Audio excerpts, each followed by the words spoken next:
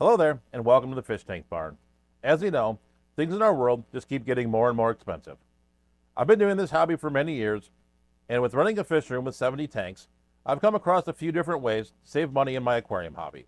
So today, let's go ahead and take a look at some of my favorite money-saving tips for your aquarium hobby in 2025.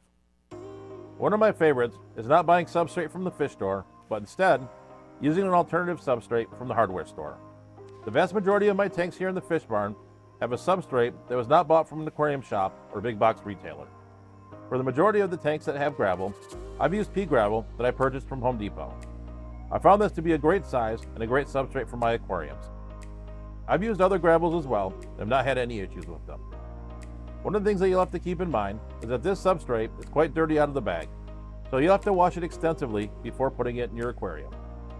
I have no issues with doing the work since a 50-pound bag of gravel is less than $10, which is significantly cheaper than any substrate you'll find at the aquarium shop. The same thing goes for sand. I personally like to use pool filter sand because it has a larger grain size and will not clump up. Like the gravel, you'll have to wash it so it doesn't clog up your aquarium, but I really like using this in my African cichlid tanks where the fish prefer a sandy substrate. There are some other sands that people like to use as well, but you'll have to be careful because some of them can clump up and really turn your tank into a mess. Before we leave the substrate world, one of the other things I like to talk about is the larger river rocks that you can find at the hardware store as well.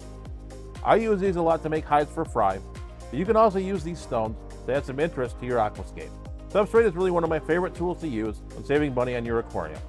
I really think that the substrate looks nice. I really don't think it's any worse than anything that you can buy at the fish store.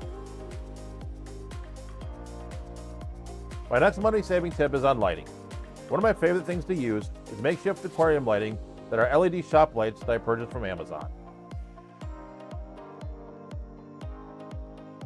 Over the years, I bought them in various forms, and you can link them together. This is especially useful when working with large aquarium racks. Don't worry when it comes to growing plants, as I've had a ton of success growing a lot of low-light species under these lights, especially things like crypts, guppy grass, and hornwort. If you are trying to grow higher light plants though, you'll definitely need to spend the money and buy the appropriate aquarium light. Since these aren't waterproof, I do like to do a little DIY project and put them underneath a piece of plastic gutter, which I use as a reflector and to also protect the lights from water. One thing you'll also need to keep in mind when buying shop lights is the spectrum or Kelvin rating. Some of these tanks can be lower on the spectrum and give the tank a more yellow look, which I personally don't like. I personally like using a spectrum of around 6500K. Using these lights is a great way to light a lot of tanks cheaply on a budget. The next one is a really easy one and one that can help with your electric bill, and that's the Casa Wi-Fi timer. You can plug your lights in, program them on your phone, and then use the device as a timer. This is both a money-saving item as well as a convenience. You don't have to worry about remembering to turn off your aquarium lights, which will save money on your electric bill. You can also use the Wi-Fi timer for a lot of other things in your fish room as well. I currently use mine to run the pumps for my auto water change system, which is a great convenience in my fish room. The next idea I'm going to cover is filtration. One of the easiest and most inexpensive ways to filter an aquarium is to use sponge filters and plants. I use this method on the vast majority of my tanks in the fish barn, except my largest aquariums. I personally like the Aquarium Co-op sponge filters with the Easy Flow kit. They're easy to set up, easy to clean, and do a great job filtering my aquariums. I like to pair these filters with live plants, which also helps with filtration by utilizing any excess nutrients in the aquarium.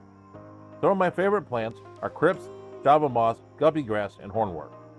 Along with the filtration properties, the live plants are also great for providing cover for fry. My other filtration tip revolves around filter media.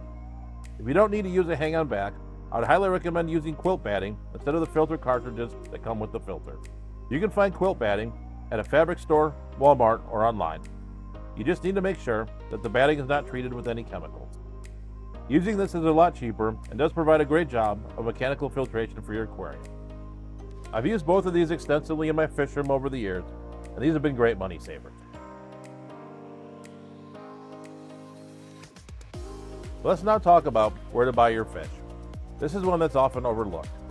If there's one in your area, I would highly recommend joining a local fish club. Along with the learning and camaraderie that happens at your local fish club, you can also find some great deals on fish. These clubs will often hold auctions and swaps where you can buy fish that are bred by hobbyists.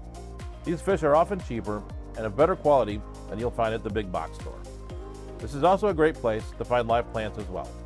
You will often run into different species that you won't be able to find at your local fish store or big box retailer. If you happen to be good at breeding fish or growing plants, you can also sell at these events to offset some of your costs in the hobby. This is a very underrated way to save some money on fish and also offset some of your costs in the hobby.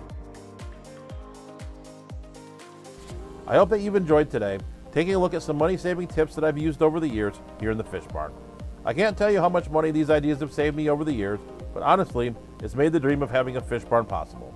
Throughout this video, I've put up cards showing links to various projects related to the ideas we discussed. At the end, I'll go ahead and put up a card with a playlist of various DIY projects that I've done, as well as my latest fish room tour. So with that, thank you for watching, stay safe, stay fishy, and I'll catch you on the next video.